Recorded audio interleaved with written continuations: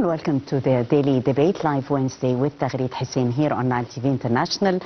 Tonight we'll be talking Egypt and China towards a shared future. And as the world is definitely watching closely, Egypt is continuing to prove its pivotal role on the global stage. At the heart of this diplomatic momentum stands the vision of His Excellency President Abdel Fattah al-Sisi and his directives that had carved the path for deeper strategic relations between both nations, Egypt and China. Both nations are bound not just by treaties but also by trust. The visit of the Chinese Premier Li Qiang to Cairo upon the invitation of Prime Minister Dr. Mustafa Madbouli is not only ceremonial, but it also marks a new chapter in the ever-growing relations between both nations, Egypt and China. Of course, the high-level Chinese Premier's visit to Egypt is a powerful testament of the strong bond that binds both nations. From economic zones to cultural exchanges, bilateral relations is vibrant between Egypt and China and also multifaceted. China remains one of Egypt's top trading partners and one of its largest investors. And beyond commerce, both nations align also on different global issues. Together with our guest, Mr. Khaled Dawood, Al-Ahram Weekly Managing Editor, will be reading that important headline and read more also into the future of this bond between Egypt and China. The future of Egyptian-Chinese relations would be probing also of the nature of this sense of bilateral cooperation between both countries, Egypt and China, as they are celebrating 70 years of diplomatic relations and a new horizon of diplomacy, of prosperity, peace, and also shared sustainability. But first, let's have a look at the hour's top stories. In a continuation of close diplomatic coordination, Foreign Minister Dr. Badr Abdelati had received a phone call on Wednesday from his French counterpart, Jean Barrot. The conversation focused on the deteriorating situation in Gaza, emphasizing the urgency of reaching a ceasefire, ensuring the release of hostages and detainees, and facilitating the delivery of humanitarian aid. Dr. Abdelati highlighted Egypt's active preparations alongside the United Nations and the Palestinian government to host an international conference on early recovery and reconstruction in Gaza post-ceasefire.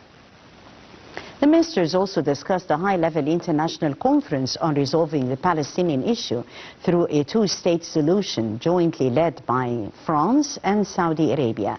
Dr. Abdelati reaffirmed Egypt's unwavering support for a sovereign Palestinian state along the June 4, 1967 borders with East Jerusalem as its capital. They further agreed on the need to de-escalate tensions between Israel and Iran and stress on the importance of reviving diplomatic efforts regarding Iran's nuclear file, with the E3 group playing a pivotal role. And still with our top stories, on Wednesday, Foreign Minister Dr. Badr Abdelati received a phone call from the Dutch Foreign Minister Casper Vetnin to discuss further strengthening bilateral relations and addressing the pressing regional issues. Both sides had praised the robust ties between Egypt and the Netherlands, especially in trade and investment. Abdelati expressed gratitude for the Dutch support to Egypt. The ministers also discussed the dire situation in Gaza, ceasefire negotiations, and also Egypt's mediation efforts, with Abdelati emphasizing the EU's role in sustaining humanitarian aid and supporting a just, lasting Palestinian solution.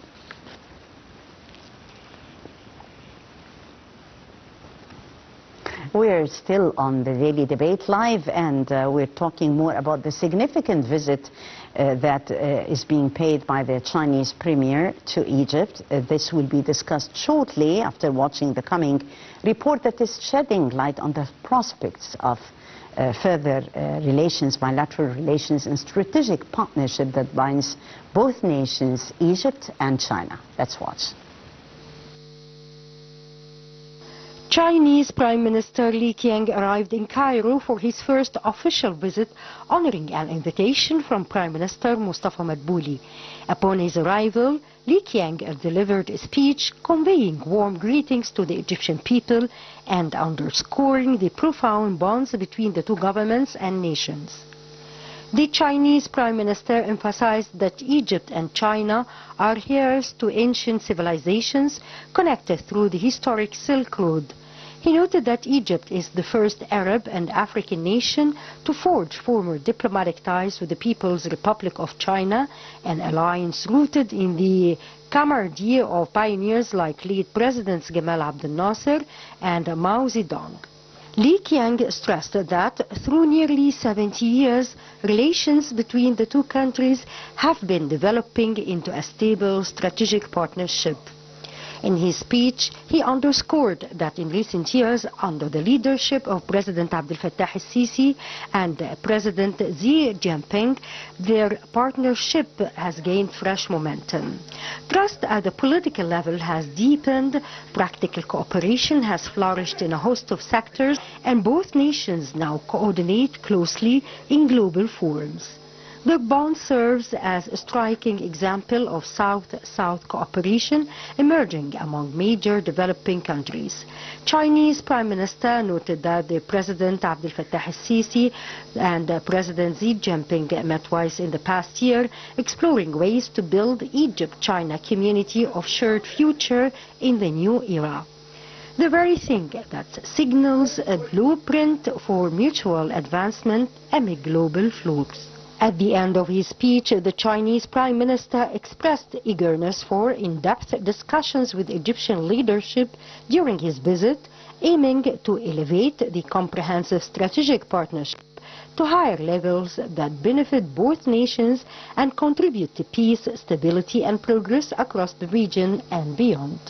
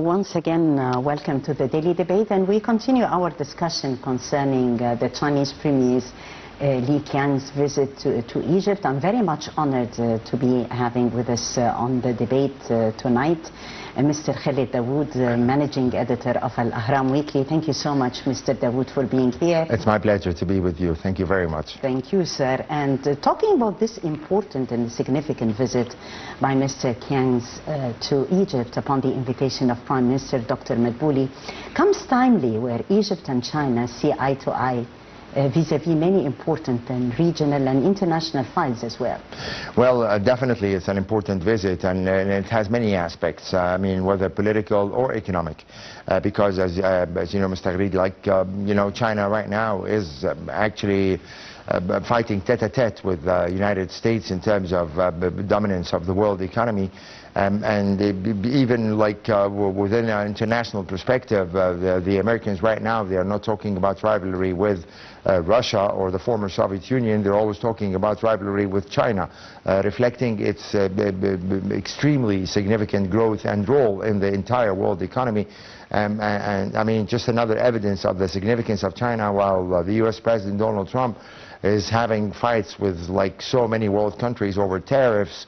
It was very difficult for his administration to have an open trade war with China because China controls many aspects of the world economy, and its expansion worldwide again is another evidence of the strength and the growing role of the Chinese. So the fact that the Chinese Prime Minister picks up Egypt as a stop is an indication of the strength of relations between the two sides. Recently we've seen a lot of moves confirming the close relationships between the two sides. The number of visits by the President Abdel Fattah al-Sisi to China is actually unprecedented. Our membership in the BRICS, which is again led by China along with India. And finally, I mean, again, we are seeing an unprecedented expansion in Chinese economic activity in Egypt. Almost every day I read about a new Chinese industrial zone, a new Chinese big factory coming to start activity in Egypt. So again, it's a very important relationship within Egypt's vision of diversifying its external relations, and of course China is a top country on that respect. Yes, and as you've read it, Mr. Dawood, talking about China's impact, China's diplomatic identity that has so far actually been quite evident within not only the Middle East but also in Africa. How do you see the Chinese role in Africa today? Well, China, I mean, again, part of its expansion worldwide was to look for new markets and for a new territory for raw materials that are very much needed in order for its economy to grow. And that's why we've seen such a competition by the Chinese to be present in Africa and to expand their development plans within Africa itself. I mean, the Silk and Road that's being renewed by China, again, has a significant part to play within the African continent itself. And to be very honest, at the end of the day, I mean, again, the Chinese are good partners for many African nations because they don't try to relate trade or economic relations to other political issues or to other political conditions. And that's why you can see that they care mainly about development, about joint trade deals with African nations, and that's why you can see that a lot of African countries, they welcome the Chinese to be active in their economies. Usually they don't have the same restrictions as, say, the Americans or the Europeans in terms of transfer of technology. So these are all issues that make China practically thrive in Africa and even compete with the traditional powers that have maintained the closest and the biggest relationship with Africa, namely France and the United States. So if you see now the map in terms of the Chinese expansion within Africa, you'll find them that they come first, even before the United States and before France, the historic colonial power in the African continent. Yes, on more than one level we've seen this sense of partnership between Egypt and China flourishing. We've seen specific mechanisms, if we're talking bilateral cooperation, investment vehicles, yes, and a reflection also of the deep-rooted ties between both leaders and their sense of determination of elevating the relations between both countries into a level of comprehensive partnership. Certainly, certainly. I mean, again, you were just mentioning in your report that we were marking 70 years of relationship between Egypt and China. And at one particular stage of history, I mean, when late President Gamal Abdel Nasser was present in the 50s and 60s, I mean, again, both countries were seen as nations fighting against colonialism. And China at that time was not the same economic giant that we can see right now. And I think the Chinese will always remain aware of the role Egypt played in recognizing China. At the time it was as the mainland, you know, at the time it was facing isolation and it was facing a lot of restrictions by the Americans themselves in terms even of the membership of the United Nations Security Council. That happened at a very much later stage, maybe in the 70s, early 70s, that China was recognized as a permanent member of the United Nations Security Council. So I mean, again, we have that important political historic aspect that we see China as I cannot call it a developing or emerging. It's a world economic superpower.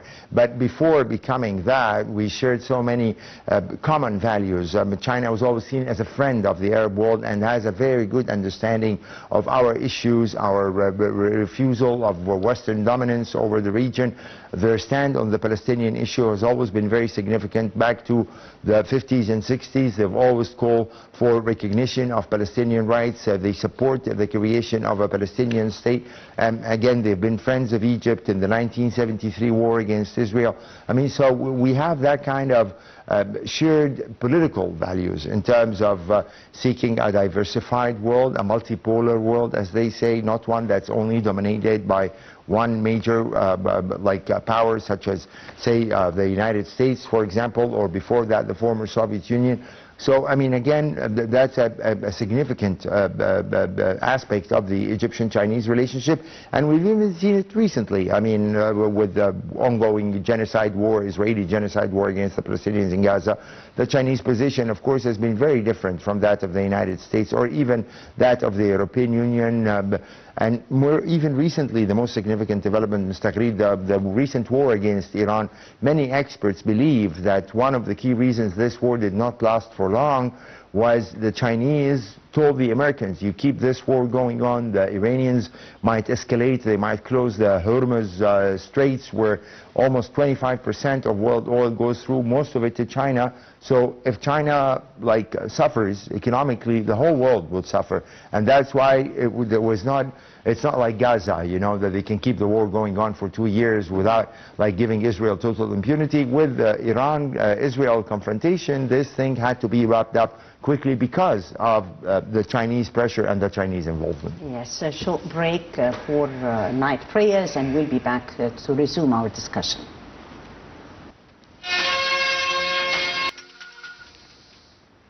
Many initiatives have been discussed during the Chinese Premier's visit to Egypt.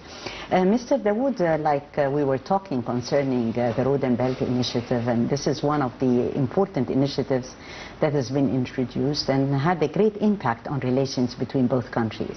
Of course, I mean, but let's be realistic, Tagreed. I mean, this project is very ambitious. It will take many years until it actually takes into effect. But again, the Chinese would be, very helpful if they play a bigger role in bringing stability back to the region, because we need stability. Stability is a precondition for trade to thrive. If you continue having wars, as the situation has been over the past 2 years, you will not see any initiatives taking place or the region attracting investments of whatsoever kind.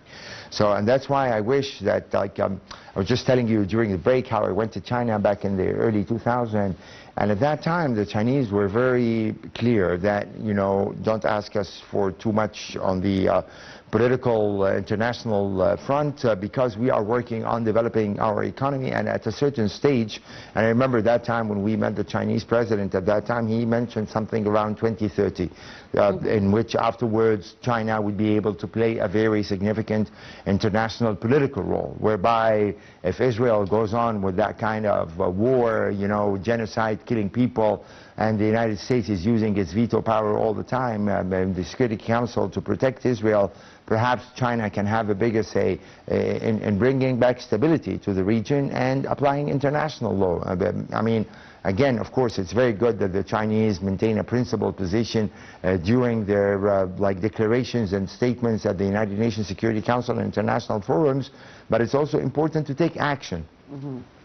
Through using their leverages, their trade leverage, to tell, you know, key regional powers, Israel and the United States, that, I mean, a political settlement for the problems that we're having in this region, topped with the Palestinian issue, solving very fragmented situations that we're having in countries like Sudan, in countries like Libya, in countries like Yemen. I mean, all these places, the Chinese can, it's about time and long overdue, to be honest. I read that they play a bigger role in helping producing, you know, stability and peace in this region, besides their huge economic involvement. And that's a point that I hope the Chinese Prime Minister will hear from Egyptian officials during his meetings and discussions today and tomorrow. Yes, Egypt and China are seeing eye to eye vis-a-vis regional issues as well as also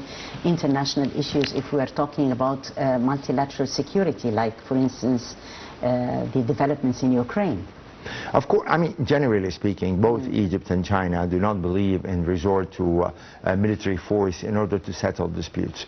And that even if some people would argue like a country like Israel has the right to defend itself following the October 7 attacks by Hamas, there are still principles of international law, something called proportionality, that, I mean, again, even if you've been subject to that kind of attack, that doesn't give Israel a green light to kill 60,000 Palestinians free hand. You know, we watch it live on TV every day, or to start needless wars once against Lebanon, once against Syria, once against Iran. I mean, and again, that's not a kind of a position that would basically help the region, would not help the Chinese expand with their trade, that would not help Egypt, of course, stability and national security, because again, we are a very integral part of this region, and with all those problems surrounding us, it's definitely not going to be helpful to see more wars. So, I mean, since the war broke out between Israel and Hamas 2 years ago, there has been a common point between Egypt and China. We need to stop this war. We need to go back to negotiations, the peace process, the creation of a Palestinian state, those kinds of principles that go along with international law. We're not asking for something that the world has not agreed on. There are plenty and plenty of agreements, resolutions calling for this kind of just settlement of the Palestinian-Israeli issue. I mean, again, the U.S. escalation by bombing Iran jointly with Israel definitely doesn't help regional peace. And that's the same attitude both Egypt and China adhere to. And of course, on top of that, of course, Tagreed, our general strategic vision that we need a multipolar world, that it's not in the world interest that we have one superpower that basically tells everybody else what to do. We need the Americans, of course. It's very important to maintain very good and open relations with the United States, but we also need to have good relations with China, with Russia, with India. I mean, many rising world powers, with South Africa. I mean, these are all countries that Egypt, under President Sisi, has been working on maintaining very strong relations with. Yes, definitely in the situation in Gaza, if we talk about Gaza, the skies remains heavy actually with the echoes of anguish and heartbreak actually side by side. We need a sense of peace happening in Gaza, and for Gazans it's a matter of not having drones overhead but maybe sunlight.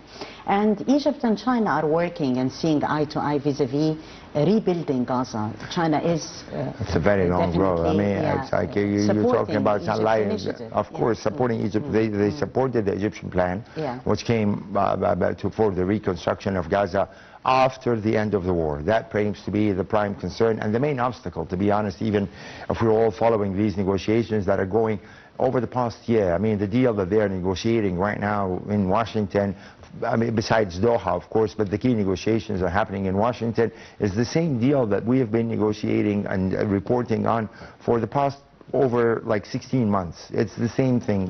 Netanyahu, Israeli Prime Minister, does not want to end the war. He wants temporary ceasefires, only in order to release the Israeli hostages held by Hamas, and after that he wants to maintain a permanent state of war and a permanent state of occupation and control of the Gaza Strip. And that's why we're not seeing any restoration of stability and calm in the region because of the Israeli position. And I guess both Egypt and Israel see, both Egypt and China, sorry, see eye to eye on this matter, on who's the party that needs to stop this war. And we already, I mean, it was really ironic, and it was like a kind of absurd kind of situation whereby the Prime Minister, a political official who's accused of being a war criminal by the International Criminal Court, and he is nominating someone else who's just finished a military strike for the Nobel Peace Prize. You know, this is kind of, absurd situation. You cannot really how are you? I mean, it's becoming a source of joke all over the world. You know, who's nominating who to become a Nobel Peace Prize winner? I mean, it just the entire region needs a break. And American interests, if Mr. Trump wants to carry out his plans for attracting trillions of dollars of investments from countries in the region, from Saudi Arabia, from the United Arab Emirates, from Qatar, they will not be able to generate that kind of money and investments for the United States if the war goes on. If these kinds of, we do not stop the Gaza war, and then if we do not kind of reach a settlement for the Iranian issue, if we keep on this permanent status of war only to satisfy Israeli Prime Minister Benjamin Netanyahu, nobody's interest is going to be served. And that's where the role of China comes in, and that's why I was referring earlier that we need something more from the Chinese than issuing very positive, credible statements. We need action using their leverage on the world economy to say enough is enough. Yeah. Well, Mr. Dawood, we were also expecting more concerning Netanyahu's remarks, Netanyahu's unexpected agreement vis-à-vis the ceasefire. There has been resistance all the way along. Does this mean that there were expectations for looming trials? What if a ceasefire is not present? I think all indications are at least we are into another temporary 60-day ceasefire without knowing how the situation is going to be after 60 days, which is again the same scenario that we have seen after we reached the previous ceasefire agreement on January 19, just one day before Trump got into the White House, because obviously President Trump wanted a victory on the first day of arriving at the White House. He's told, like the Israeli Prime Minister, get me a deal, whatever it is, just I want a few hostages to be released, just to prove that what he said during his campaign, that the day I get into the White House, I'll make a breakthrough. And, but the experience proved that both Israel and the United States, they were in agreement that after this truce ends, that only lasted for hardly 2 months, Israel can go back to fighting again. There was an agreement very similar to the one that might be signed like by the end of the week if we take Mr. Steve Witkoff's, the U.S. Middle East Peace Envoy, words for granted. He just said yesterday that 3 out of 4 main obstacles have been solved, and probably by the end of the week, in American way, this means Friday, I mean that there should be something happening. But again, the devil is in the details. What are we going to do about the withdrawal of Israeli troops? Because at the same time, Mr. Khaled, we're hearing about the possibility of a near ceasefire agreement.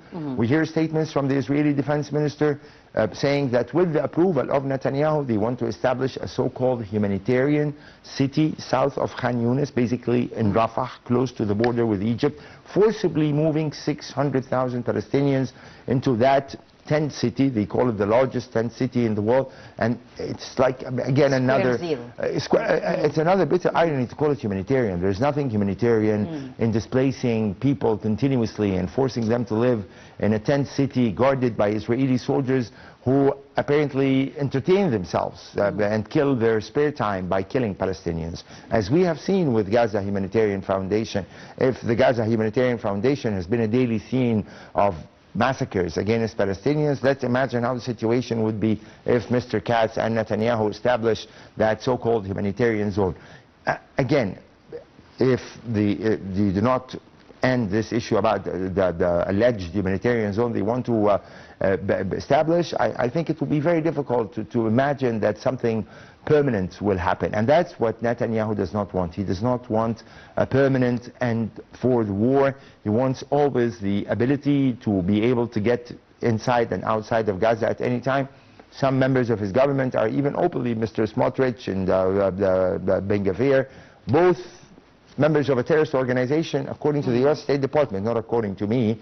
I mean, they are asking for evacuation of Gaza, resettlement of Gaza. So that's the kind of government we have in Israel. So hopefully Mr. Trump will be aware of this, although I have my own suspicions after the previous experience of the agreement that basically collapsed on March 18, on 18 March, with the approval of Witkoff, with the approval of the United States, And we haven't seen any kind of, accountability for Israel for breaking that agreement, because it broke down over the same thing. Netanyahu only wants to release the hostages. Hamas wants a permanent end to the war. So the initial temporary ceasefire ends. Israel goes back to fighting. And the main victims are the Palestinian people. Between March 18 and now, I mean, we're talking more than 3 months, an average of 2,500 Palestinians have been killed every month. I mean, it's horrible. So even when the war resumes, it gets worse than the, the stage before it. So I mean, again, that's something I hope that both Egypt and China during this visit will be very firm. And I think Egypt, in any case, has been very firm on rejecting those Israeli plans. We're not going to accept that Israel controls the border between Gaza and Egypt. That's even against the Camp David agreements that we have between both of us. We're not going to accept the forced deportation of Palestinians into Egyptian territory. And I mean, forget about all this, kind of the flowery statements made by Netanyahu that they are in negotiations with other countries to take Palestinians. After these 2 years of war and over 60,000 people killed, mostly women and children, I think few world countries, if any, would dare to say, yeah, I'm going to take part in an Israeli plot to kill the Palestinian cause. Yes. Mr. Dawood, you talked about China and China's leverage and bearing into consideration the role China would play in using its leverage in order to reshape what we call de-escalation efforts. How do you see this important role meantime? Well, as I mentioned to you, I mean, the Chinese definitely have a leverage. I mean, to say that they can only issue statements of support and condemnation, I don't think that's the case with the Chinese. Because again, as we mentioned, I mean, a lot of trade goes through China. A lot of machines we use worldwide are Chinese, not just machines. Almost everything we use is Chinese. I mean, and you've been following the debate about, iPhones in the United States, that they get made there, it's going to cost $3,500, and if they get made in China, it's $1,000. So it's basically, I mean, everything. I mean, if China, the rare earth argument between China and the United States, that the world needs the Chinese. So definitely they have cards in their hands to play. I mean, in a way, we're not trying to get them involved in issues that's going to go against their interest. It's in the Chinese interest that we regain stability and calm in this region, because if the Chinese prime concern is trade and improve the Chinese economy, that's the way to start. End the wars in this region.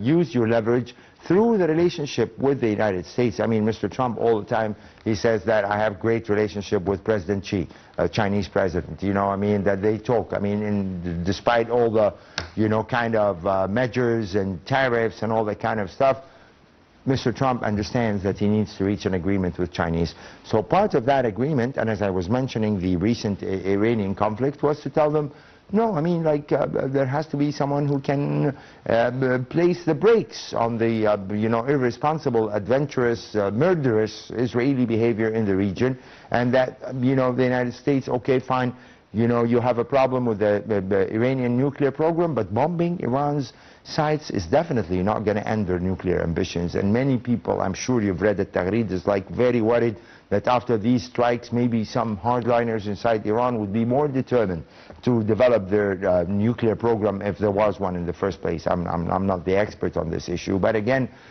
the Chinese definitely can firmly tell at least the United States and other European partners, and I think we are seeing this already. I mean, again, part of the reason why the war in Gaza is must come to an end is this international dissatisfaction and disbelief of the amount of Israeli barbarism and the Israeli war crimes that are being committed, which is basically becoming senseless, even within Israel itself. I was reading some statements by the Israeli chief of staff, Zamir, the newly appointed one, who was appointed by Netanyahu.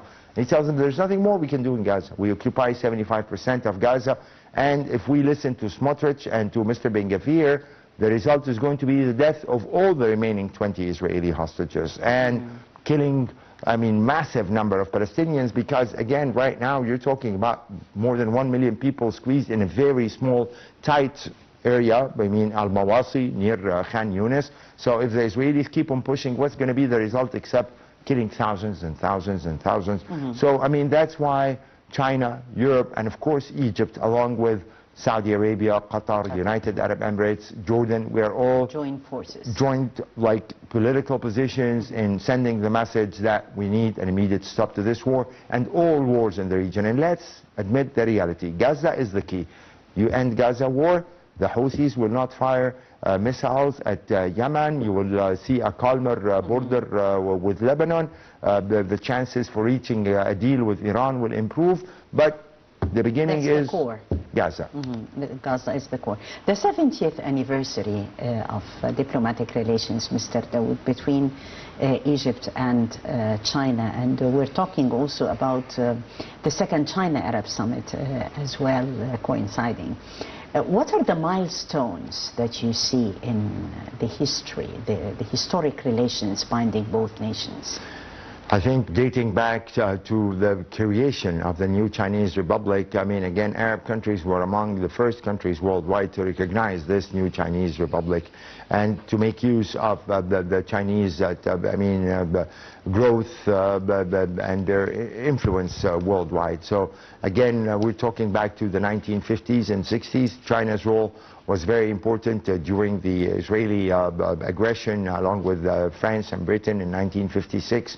They stood up by Egypt at that time in rejecting that aggression in which they used Israel to occupy Sinai, and they were together with the Russians. They managed to send a clear message to the British and the French that they have to pull out their troops from Sinai and to end that war.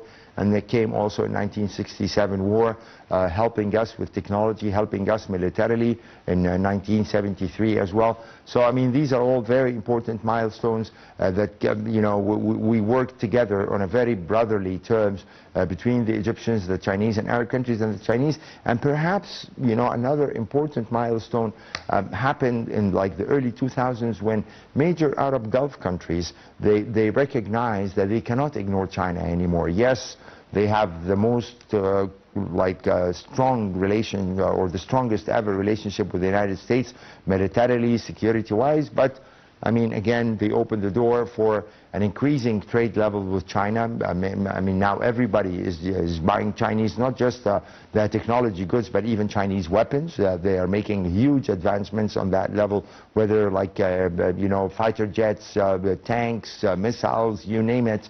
I mean, again, that's one aspect which is very important. We need to diversify our resources of cooperation on all levels, because throwing all your baskets in one, all your eggs in one basket definitely puts you in a very difficult situation. So again, that was another important milestone whereby right now China is present in all the Gulf countries, and the Gulf countries are very concerned to maintain a very good relationship with China.